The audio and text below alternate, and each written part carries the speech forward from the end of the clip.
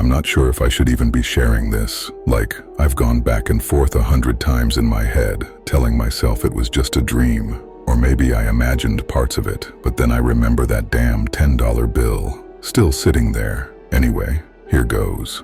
It started over something dumb, really dumb. My parents and I were arguing again about me not taking life seriously, but this time, they weren't exactly wrong. I'd been bombing my grades, zero motivation, no studying, and instead of fixing it, I spent the whole day glued to the PS5, ordering overpriced delivery like I was some rich kid in a penthouse. My dad snapped when he saw the receipt for a $28 sushi box I ordered for lunch. You think this is sustainable? You live in this house, Eric, not a hotel. That blew up into yelling, then me calling them controlling, then even more yelling. Pretty much your standard teenage meltdown. At 10:30, I stormed out, slamming the front door so hard it echoed down the block. I only had $10 stuffed in my hoodie pocket. Didn't care, I just needed to get out. At first, I felt powerful, free even, like, screw them. I could survive on my own. The night air was cool, crisp, and the streets were dead quiet. For a second, it felt like the whole city was mine. I walked for blocks, maybe miles, didn't even notice how far I'd gone. But after a while, that fire in my chest started burning out, and that's when hunger started creeping in. At first it was just a dull ache, then worse, like my stomach was eating itself. Every place I passed mocked me. $15 for the cheapest thing, $18 for a combo, even a grilled cheese was $12. I checked my pocket again, hoping maybe I miscounted. Nope, still just $10. And right there I felt pathetic. A few hours ago, I was sprawled on my bed like a spoiled king, PS5 controller in one hand, $30 worth of Thai food in the other. Now I was out here wandering like a beggar. $10 to my name, no plan, no pride. Is this life? I muttered. Is this what it feels like when you've got nothing? Part of me wanted to turn back, swallow my pride, but the louder part said, not yet, just one night. I'm not crawling back already, so I kept walking. I was about ready to give up, seriously considering a sad gas station granola bar, when I found myself standing at the far end of this narrow side street. It wasn't on any main stretch, just a little alley-like road tucked behind an old pawn shop. It was dark, like the kind of dark that makes you second-guess walking into it. One busted street lamp flickered weakly at the entrance, but way down at the end, maybe a block away, I saw a light, a soft glow, pale yellow, and something inside me, my gut, my stomach, was practically screaming, this is it, trust me, it's food, it has to be food. I actually chuckled under my breath. Please, I whispered, just let it be food, something I can afford. Don't let me walk all this way for nothing. Please. Every step closer, I kept praying silently. My stomach growled louder, like it was cheering me on. The faint glow turned into the buzzing of a neon sign. Letters flickered unevenly, and I squinted, finally reading the name, Maggie's Kitchen, and below it, the offer. Special night deal, $5 combo, burger, fries, drink. I froze. It was too perfect, too good to be true. But right then, it felt like salvation. The sign buzzed like it was straining to stay alive, and the windows were smeared with grime.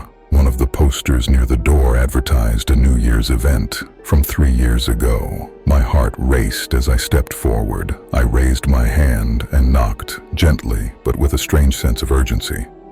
It wasn't just knocking on a door. It felt like knocking on fate itself. In my head, I pictured a cheeseburger with open arms, waiting for me, smiling like some twisted game show prize. And for some reason, I felt like there was a clock ticking, like this $5 deal was about to vanish any second if I didn't act fast, like some invisible timer was running low and soon it would just expire. I knocked again, firmer this time, practically begging, come on, open up, please, just be real. A click. Then the door creaked open, and this woman, young, maybe mid-20s, super pretty, smiled at me. She had perfect hair, perfect teeth, like she'd walked out of a shampoo commercial or something. "Hey there, you lost?" she asked. No," I stammered. "Just saw the sign." "Still doing the $5 deal?" She beamed. "Sure am. Come in. Sorry, I keep the door locked this late. Safety, you know?" She extended her hand slightly, almost like a friendly introduction. "I'm Maggie, by the way. This place is mine." Maggie. The name clicked instantly with the sign outside. The inside was small. A few booths, a counter with some faded menus above it, smelled like old grease and Lysol. The kind of place you'd expect on the edge of town, not the middle of it. Oddly, every chair was perfectly tucked in, every ketchup bottle filled to the brim, as if no one had touched them in years. Yet it all looked freshly wiped down. That detail didn't sit right with me, but the warmth of the place was stronger than the unease. I thought I caught a faint smell beneath the grease, something metallic, like old pennies, but it was gone as quickly as I noticed it. I hesitated, then blurted, "So, what kind of burger is it exactly?" "The sign just says burger, fries, and drink." She tilted her head, smiling, like she'd been waiting for me to ask. "Cheeseburger, melted cheddar, toasted bun, grilled onions if you want.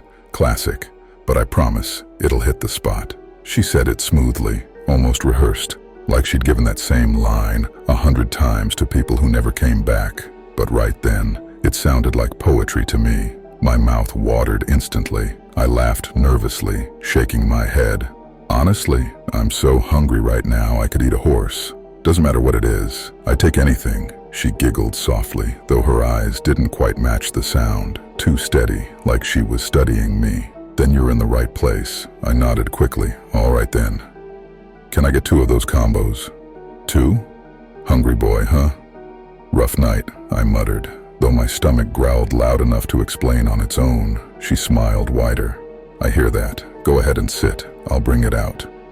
She brought the food over and leaned against the booth across from me for a moment, resting her chin in her palm. You know, I've always been obsessed with food. Grew up an orphan, most nights starving. No one to cook for me, no one to care if I went hungry. I swore if I ever got the chance, I'd open my own place. There's something about watching someone eat, seeing that look of relief, of warmth. It feels fulfilling, you know? I chewed, nodding along. Though honestly, it came off a little intense. She was smiling, but her eyes had this glint, like food wasn't just survival to her, it was everything. Still, I wasn't about to interrupt. I didn't even want to share much about myself. Truth was, I didn't care to. I just wanted to listen enough to be polite and focus on stuffing my face. At that moment, food was all that mattered. But curiosity got the better of me, and I asked, "So, are you here all alone?" She gave a little shrug, smiling faintly. "Yeah, this place is half past dead most nights. Not many visitors, so I manage everything myself. You're lucky, honestly. I was just about to pack up and leave when you knocked." I raised my brows, half surprised, half relieved. Damn, talk about timing. A weird chill brushed my neck, but I pushed it down and focused back on the burger. "Anyway," she said, standing up and smoothing her sleeves, "I better get to cleaning up in the back. You enjoy, and holler if you need anything." She walked toward the kitchen door, her footsteps fading. I turned back to my food, chewing slowly. The burger was incredible, the kind of thing that made you close your eyes for a second just to savor it. But the more I ate, the more my attention started to shift. The hunger in my stomach dulled, replaced by a strange awareness of the space around me. The place had gone quiet, not just quiet, too quiet.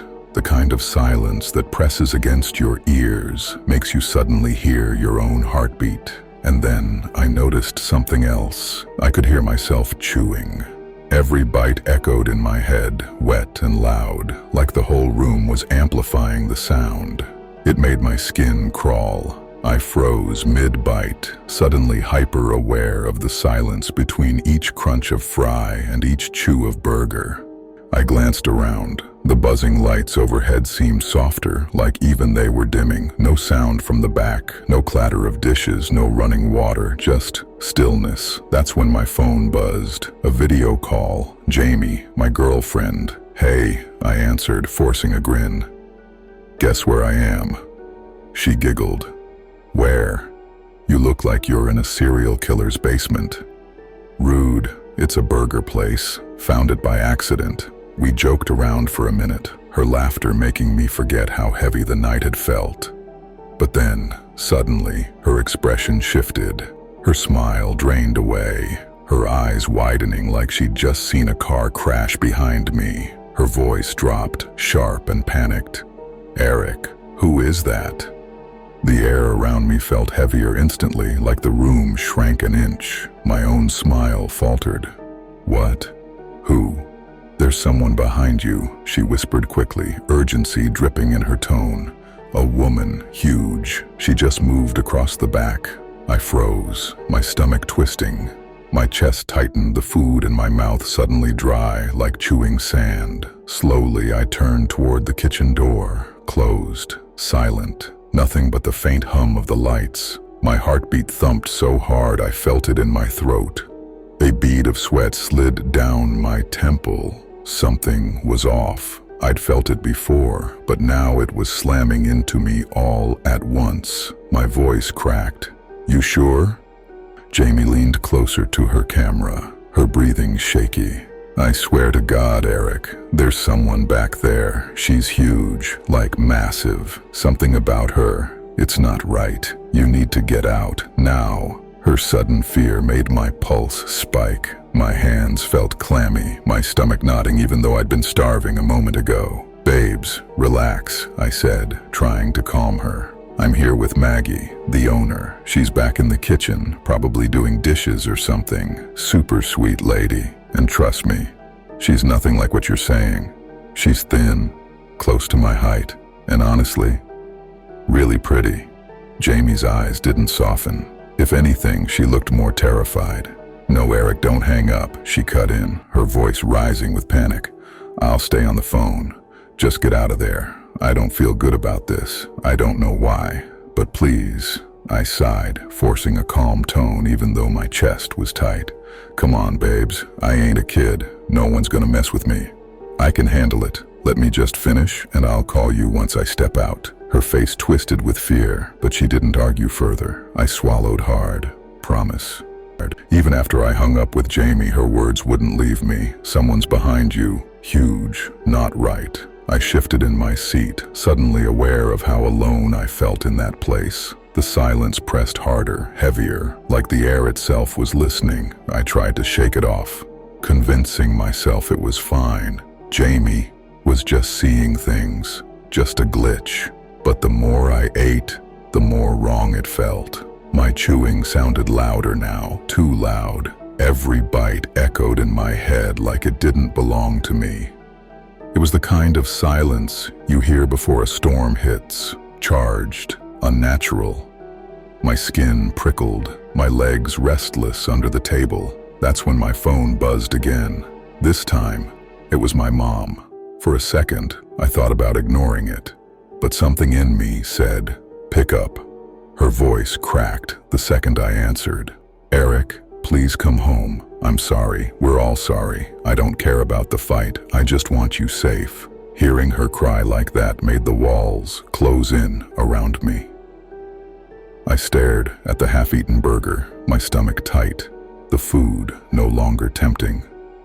"Mom, I'm okay. I just needed some space.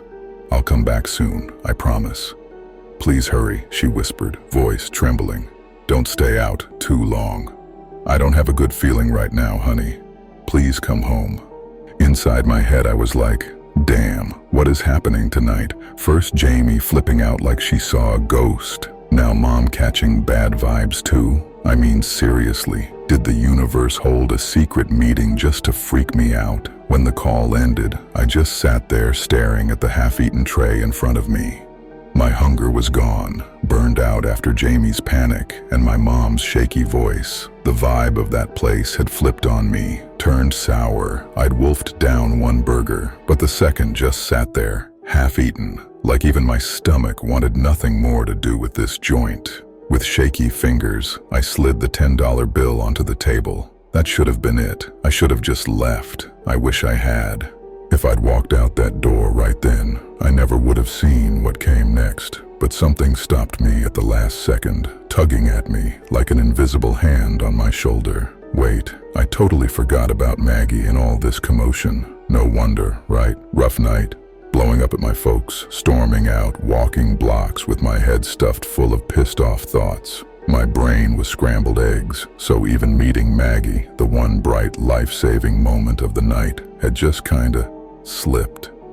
Faded into the background when it should have been front and center. My head had been spinning with Jamie's warning and my mom's call, but Maggie, she'd been nothing but sweet, polite, almost too kind. And then another thought hit me. It had been a while since she slipped into the kitchen, a place this dead, with barely any business. What could she possibly be cleaning for so long? The longer I stood there, the weirder it felt. Still, I felt like I owed her a proper thank you. If she'd wanted, she could have just kept the door locked. She even said she was packing up for the night. Instead, she let me in, fed me, and in that moment I thought, she was the knight in shining armor for me tonight. I turned and walked toward the kitchen door, every step heavier than the last. When I reached the kitchen door, my hand lifted toward the knob, ready to turn it, but then it hit me. Wait, that's invasion of privacy. That's her personal space. I can't just barge in like that. I pulled my hand back, heart thudding. Instead, I leaned toward the narrow rectangular window set into the door, just for a quick glance. My sneakers squeaked faintly against the greasy tile, and it felt like the whole room was holding its breath with me. The glass was smudged, but I pressed in closer anyway, my heartbeat banging against my ribs. For a second, I almost convinced myself I'd see her in there, smiling, wiping down counters, humming a tune, something normal, something harmless. After all, what would a sweet and caring person like Maggie be doing, right? But when my eyes adjusted to the dim glow of the single swinging bulb, my stomach flipped. There was someone else in the kitchen, a massive figure, its back turned to me, standing under that weak swaying light, shoulders like boulders, arms thick as tree trunks, rising and falling with the motion of a cleaver against a stained cutting board. Chop, chop, chop. At first I tried to brush it off. Maybe that's Maggie's mom. Maybe she came over to help tonight. It made sense for half a second, until my mind caught up. Maggie had said she was all alone. She swore it. And I never saw anyone come in through the front door. So how the hell did her mom, or anyone, end up inside that kitchen? There wasn't even a possibility of a back door. The kitchen wall pressed right against the alley's brick. The only way in or out was the very door I'd been staring at. My stomach twisted. Jamie's panicked voice replayed in my head. A huge woman, moving in the back. This figure was huge too, bigger than I wanted to believe. The thought hit me like cold water, and suddenly I felt like Sherlock Holmes, scrambling to tie the pieces together. Maggie's words, Jamie's warning, my mom's gut feeling, all the signs had been there, glaring at me, and I'd ignored them. I leaned closer to the glass, breath fogging it instantly. The cleaver rose and fell in rhythm, too steady, too deliberate. Each strike rattled my bones, the sound climbing straight through the floor and into my chest. I forced out words, my voice trembling but trying to sound casual. Maggie, thank you again. I left the money on the table. The food was great, really, but I gotta head home now. The figure didn't flinch. The cleaver kept rising and falling, chop, chop, chop. Then the reply came, drifting out from that dark kitchen, sweet at first, but heavier underneath, distorted, like Maggie's voice had been stretched through something unnatural. Wait, honey, I've got something for you. You'll love it. My chest tightened.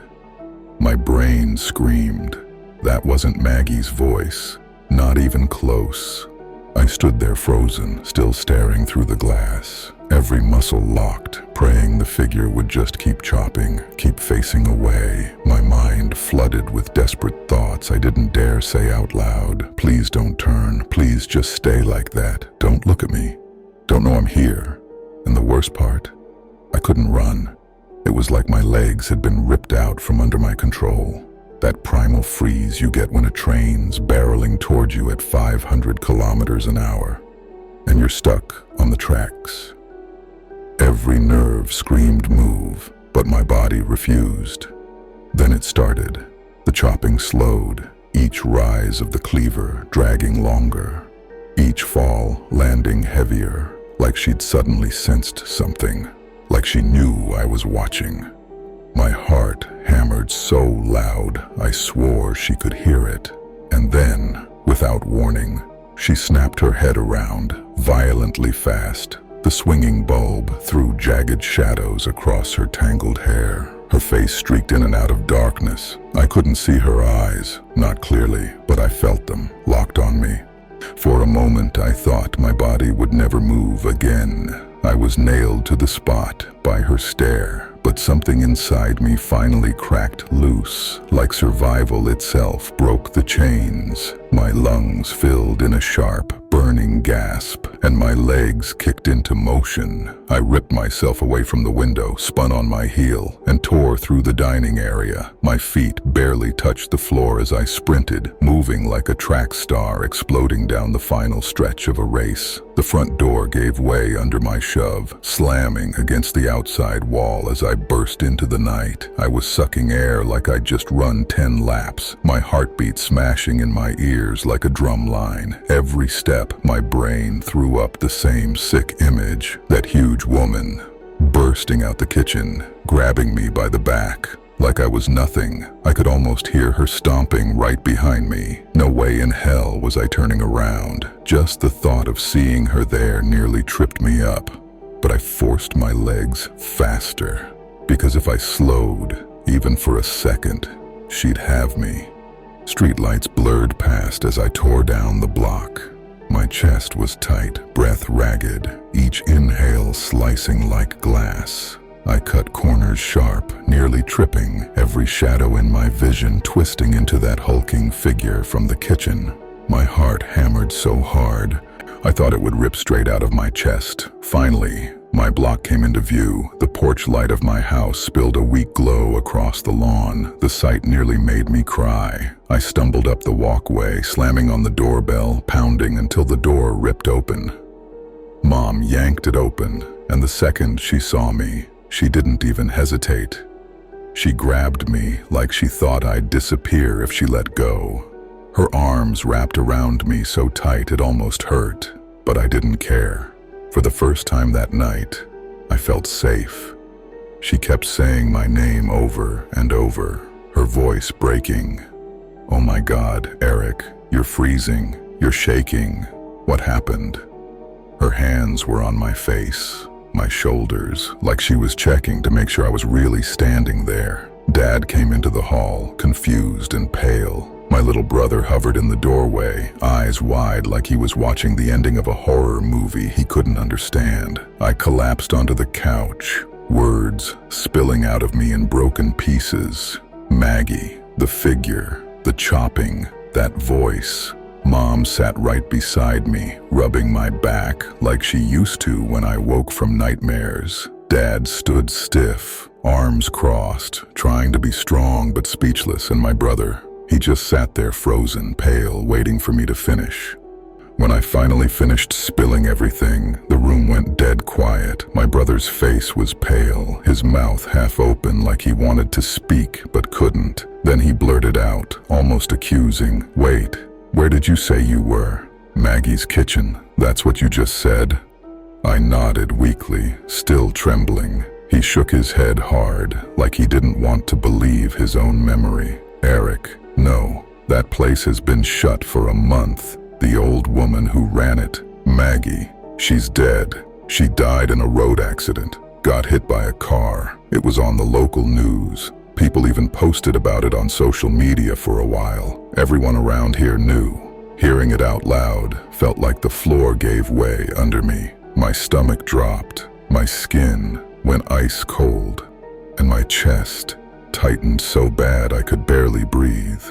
It felt like my head was buzzing out of control, pounding, spinning, like I'd just downed 3 or 4 ecstasy pills at once. I couldn't tell if I was gonna faint, scream, or throw up. Maggie wasn't just some stranger anymore. She was supposed to be dead. The kind woman who smiled at me, who fed me, who laughed in that strange little way. She was gone, and if she was gone, then who the hell had I been sitting with? Who was that huge woman in the kitchen? And another thought cut even deeper. If Maggie was supposed to be an old woman, then who was that young, pretty lady who opened the door, the one who told me she was Maggie? For some reason, there were no pictures of her online. Nothing. Even the article my brother pulled up didn't have her photo. I just wanted to see her face, make some sense of it all. My brother admitted he'd never met her, but he said people in town always described her the same way. Huge, broad, massive building.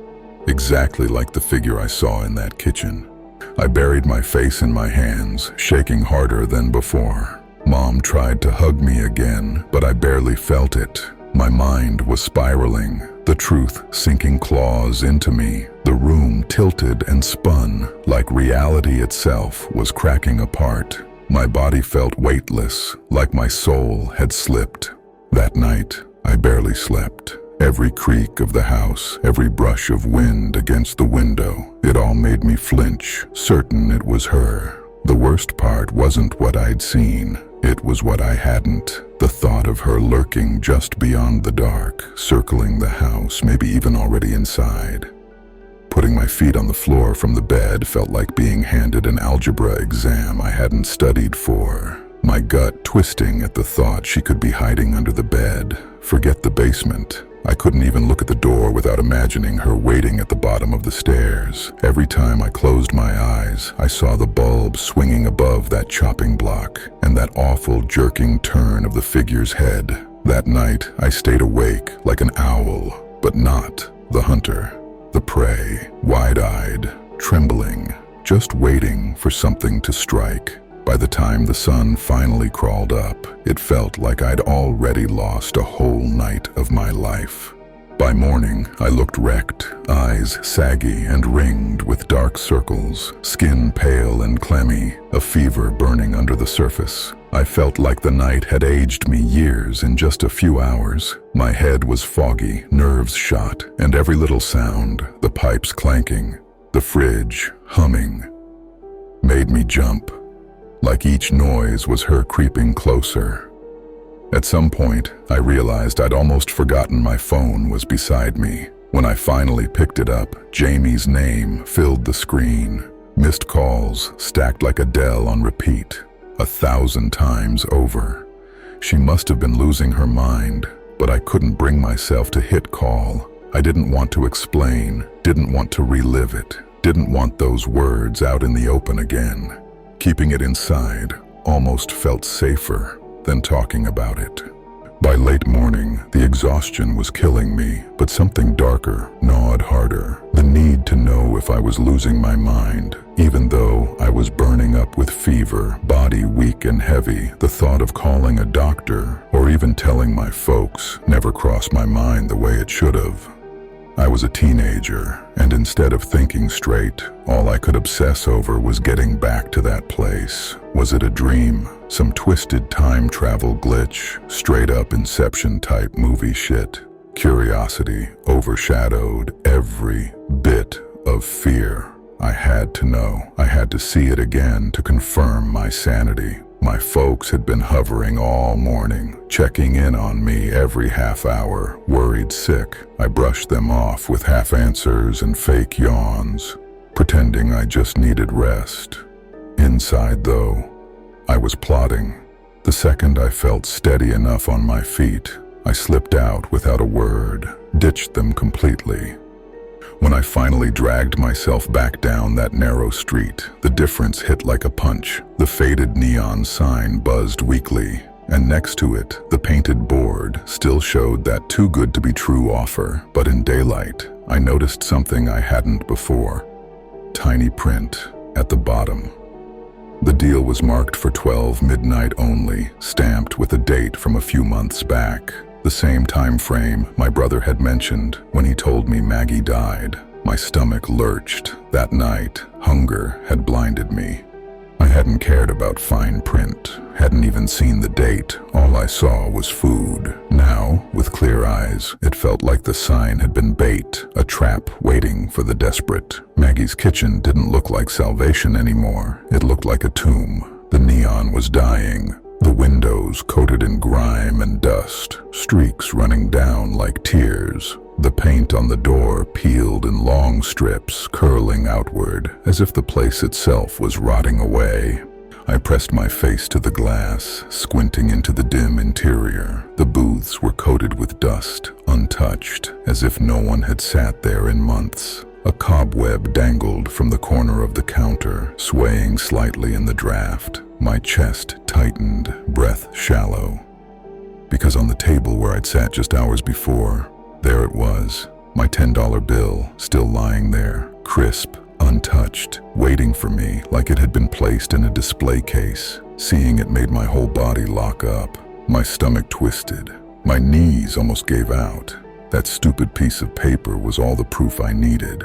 I wasn't crazy. It happened. It really happened. That night I packed a small bag and caught a bus to my sister's in Philly. I told myself distance would make the dread fade, that maybe if I put enough miles between me and that place, it would all start to feel like a bad dream. But it hasn't.